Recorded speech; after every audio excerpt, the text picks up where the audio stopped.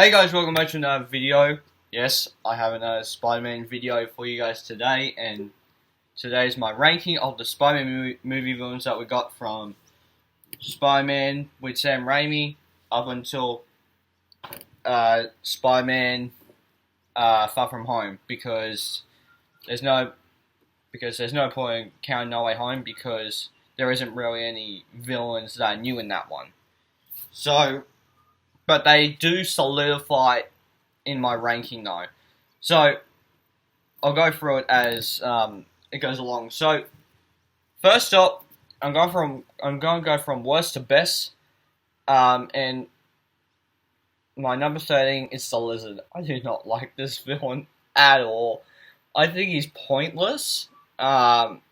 I don't think there's a way that you could make the Lizard interesting. Like, there's no way to make a Lizard Lizard character interesting. If Toby would have got Spider-Man 4, I think I would have really given a crap with that character. But because you have a boring movie, but then he does a little better in No Way Home. Yeah, he does a little better in No Way Home, but because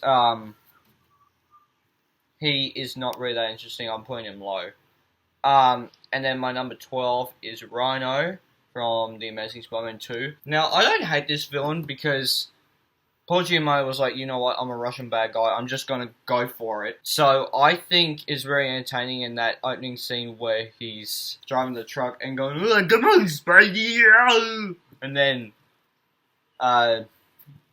Andrew comes down as Spider-Man and goes like, Mr. Criminal, hey, you can call me Webhead, you can call me Amazing, just don't call me late for dinner, you get it? That whole thing is great. Even the end scene is so hype, where he's like, on the behalf of real people in New York and real rhinos everywhere, I ask you to put your Mechanicus weapons in the air. It's like, never! It's like, I will kill you, I will smash you, it's like, You want me to come down so you could kill me? Yes, I'll be right there. Oh, there's no place like home. And he swings the bloody manhole cover, and it goes into the Amazing Spider-Man logo, and then goes into credits. That is hype as hell. And I'm so disappointed that we're not getting a Andrew Garfield Spider-Man 3. But that is number 12. I don't hate Rhino, but again, he's not the best version of that character. Number 11 is Topher Grace's Venom. I don't think it's as bad as people make it out to be, even though that he is not that hulking and stuff. I think the design of Venom is cool, but I think if you made it more big, like, made more like the Tom Hardy version, it would have been way more better and comic accurate. But because of the CG and also Sony shoehorning Venom into Spider-Man 3, I don't think they done a really good job at translating that.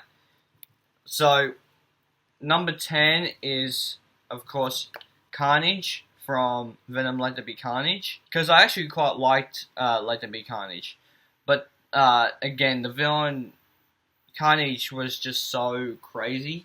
Like, Venom's already crazy, and Cletus Cassidy is more of a Eddie Brock kind of character where it's just so silly and wacky as opposed to an actual serial killer. And I'm like, huh, okay.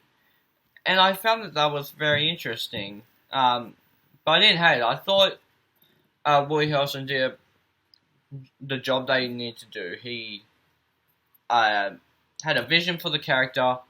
He made his own. And that's what we got in Venom Let There Be Carnage. And then number 9, we've got Dane DeHaan as the Green Goblin. Now, I like Dane DeHaan's Green Goblin. I think that he was scary. I think he was menacing in the way that the other two Goblins weren't from the Raimi trilogy. So I think he did a really good job in Amazing Spider-Man 2.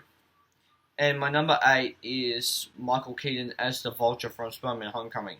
I like what Michael Keaton did with the character, because again, I'm a big Michael Keaton fan. I'm a big fan of the original Batman movies with Michael Keaton and Val Kilmer and George Clooney.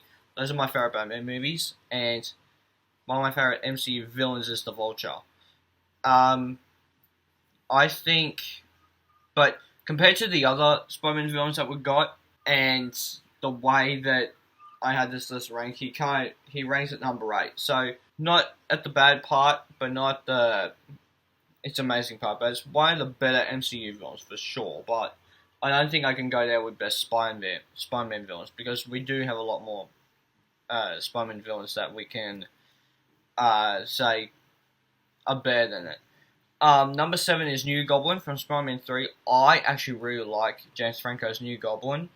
I think he did an amazing job. I think it's one of those characters that, like, they did have to shoehorn a bit at the backside, because they had to try and figure out the Venom story and the Sandman story. But that first half, that first bit where he's having that whole fight with Peter and Harry are all fighting each other and stuff like that, I think he did an amazing job with that. And when he comes back around at the end of the movie and he turns to the good side, I think he did a really good job with that. I think he did amazing. So, then my number 6 is Electro from both Amazing Spider-Man 2 and Spider-Man No Way Home. I actually really like the blue. It makes more sense for Electro. Like, when you think of electricity, you're like, oh, blue. But the way that they explain it in No Way Home is that, now, I am going to do a spoiler review, but I'm just going to quickly say, just so you guys are confused to why he's yellow in the trailers. Because he's in a different universe and he has more power, because he's in a different universe, he goes yellow instead of, again, going blue. But I really did like the blue. It made more sense for Electro, and it made more cinematic fight scenes where you have the colourful blues going, and then you have Spider-Man with the red and the blue suit, and it matched well with the fight scenes in that movie. I think that was just fantastic. But again, No Way Home, he was really great in No Way Home. One of the better villains in No Way Home. The next one I'm going to talk about a little bit, because this is a really underrated villain, and that's Sandman from Spider-Man 3 and No Way Home. Now, Spider-Man 3, he's one of the best parts of Spider-Man 3. I like James Franco, unlike some people. I love Sandman, and I like Venom, but again, if I had to choose between all three of those, Sandman would be the one. Because Sandman, to me, is one of those villains that he did an amazing job. And in No Way Home, he does the whole thing where, like, he's good at first, but then when Peter goes like, I am Peter, but I'm not your Peter. And then he's like, what do you mean you're not my Peter? I get his motivation, unlike some people. He trusted Peter at first when he was fighting them, and then when he did the whole, when Tom Holland zapped Electro into the cell, that's when he was like, I don't trust this guy. So then he didn't trust him, and then he decided to team up with the other bad guys and form the Sinister Four, because Doc Ock isn't rude. Well, we'll talk about Doc Ock later, but yeah, definitely Thomas Sanchez is brilliant in that. So number 4 is Tom Hardy's Venom. We haven't seen him interact with Tom Holland. I'm very excited to see that. But I'm not going to spoil what happened at the end of the post-credit scene for Spider-Man No Way Home. I will do a live stream talking about it. So make sure that you guys subscribe and hit the like button and stuff. But I think Tom Hardy's Venom is one of the better versions of Venom we got. And I think that he did an amazing job. It's what we wanted out of the character. Sadly, we didn't get it with Topher Grace, even though I did like Topher Grace as Eddie. I think if you took the design of the new Venom and smashed it into Topher Grace as Eddie Brock, you would have got probably the perfect Venom. Tom Hardy, to me, is the perfect Venom. Even if we did get a better version of Spider-Man 3, I don't think it would come close to what we have now with Tom Hardy. We haven't seen him fight Spider-Man, but just by the way that he's designed and the presence, he will be a big threat to Tom Holland's Spider-Man later down the line. And so my number 3 is Jake Gyllenhaal as Mysterio, because I really like Jake Gyllenhaal in that movie.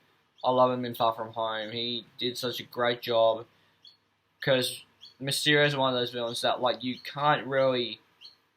I don't think you would be able to translate to live action. Both that and Lizard, but Mysterio is harder because it's a guy that does magicians. So would you do the whole theater angle like they did in the comics and the cartoons, or would you do what they did where he was a guy that worked for Tony Stark and then he went on to another Earth and then he made the illusion tech and then put it all over the city and then put it all over the world, and then he travels to different parts of the world to fight them off to trick Peter Parker and MJ and Ned and Nick Fury. So I think they did amazing. I think they did the best choice with Mysterio in Far From Home. I think he did an amazing job. So my number 2, Willem Dafoe as Green Goblin. I already loved him in the Tobey Maguire Spider-Man movie, directed by Sam Raimi. But him in No Way Home, he solidified the Green Goblin. That is exactly what we want out of the Green Goblin. I think the Green Goblin in No Way Home is menacing, he is brutal, and Willem Dafoe does his own stunts in that movie, which is surprising because you're like, oh my god, he did it. So he is better in No Way Home than he is in the original, but I love him in the original. There's one, because he started it. 2, because I think Sam Raimi did a great job with that character. Even though that those movies are goofy, they're what Spider-Man movies should be. Both the Raimi movies, The Amazing Spider-Man 2, Spider-Man Homecoming, Spider-Man Far From Home, and No Way Home. Like, there are dark moments in No Way Home, but it's a comedy as well. But yeah, I think in those movies, that is exactly what I expect a light-hearted tone to be. Those movies, especially the John Watts movies and the second Mark Webb and the 3 Raimi Spider-Mans. But I think Sam Raimi did a great job solidifying Willem Dafoe as the Green Goblin, and that is what makes the No Way Home Green Goblin so special, because he was like, you know what, I'll only come back if I can do my own stunts, and I cannot wear the mask, because he takes the mask off, and it is like, even though that was kind of disappointing, even though that I want the mask on, the only thing that I was like, I would only accept him not having a mask if there's a reason for him to not wear the mask, and there is, and it's a good reason. And if you watch the first Spider-Man movie, all the Spider-Man movies anyway, before seeing No Way Home, especially Spider-Man 1, you'll understand why he breaks the mask. Sorry that the door slammed and wind's going in my room. But yeah, I think that's a great villain as Willem Dafoe's Green Goblin. I think he did an amazing job in those 2 movies. And then, of course, my number 1 is Alfred Molina as Dr. Otto Octavius, aka Dr. Octopus. I think he did an amazing job in both Spider-Man 2 and No Way Home. No Way Home, like, my worry going into No Way Home, and I think this was all of our worries, was that we didn't know how it was going to work with him being a bad guy. But they made a reason for him being a bad guy, and they made a reason for him turning good again. So then we get the same Otto Octavius from the beginning of Spider-Man 2 and the end of Spider-Man 2, when he's like, I'll do it. I'll drown it. And he drowns the fusion reactor, and he's like, I will not die a monster. But yeah, I think he did a great job with that. And Alfred Molina, again, in No Way Home, doing a fantastic job. Looks like that he has played Dr. Otto Octavius, aka Dr. Octopus, since Spider-Man 2. It's like he's not changed a beat. Same with Willem Dafoe. Like, Jamie Foxx's Electro, they had to kind of change it a bit because it wasn't really working in Amazing Spider-Man 2. But I think this movie, he did an amazing job as Dr. Octopus. He's one of my favorite Spider-Man villains, alongside, again, all the guys in No Way Home are my favourite villains from those movies, except for maybe Lizard. But Electro, my favourite Amazing Spider-Man villain. Dr. Octopus, my favourite Raimi villain. Same with Norman Osborn's Green Goblin, and the same with Thomas Hayden Church. Those villains are amazing. There are all reasons for them to be there, but I think Otto Octavius was the big holy crap, he is coming, because he was the one first showed in that first trial where he's like, hello Peter, and then Peter Parker suits up in the Iron Spider. I think that was so cool getting that as the teaser, and then getting the actual trial where we get the extended version of the Tangle banging the cars, and then sure enough it goes over the top and then lands on the ground, and then we get hello Peter, and then we see Tom Holland, Spider-Man, and Dr. Octopus flying on the bridge. I think that was so cool, and then you're not Peter Parker. I think he did an amazing job as Dr. Octopus in this movie. I cannot believe it. So guys, those are my Spider-Man villain rankings from the movie. So guys, please hit the like button down below if you haven't already. Hit subscribe. Also hit the little bell icon to get notified of future videos I make. I'll see you guys next time. Take care. Bye. Hey there. Subscribe to my channel. And also press this bell icon.